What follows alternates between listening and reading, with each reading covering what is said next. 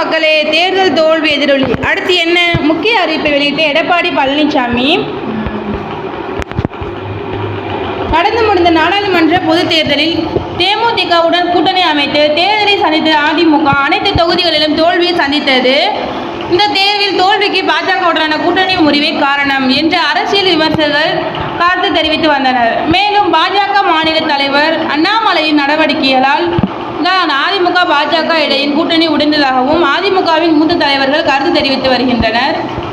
தற்போது வரை அதிமுகவின் பொதுச் செயலாளர் எடப்பாடி பழனிசாமிக்கும் அண்ணாமலைக்கும் இடையான வார்த்தை போர் நீண்டு கொண்டே இருக்கிறது. மேலும் வருகின்ற 2026 சட்டமன்ற பொதுத் தேர்தலில் அதிமுக பாஜக கூட்டணி அமைய வாய்ப்பே இல்லை என்று இரண்டு கட்சி தலைவர்களும் இப்போது தெரிவித்து விட்டனர்.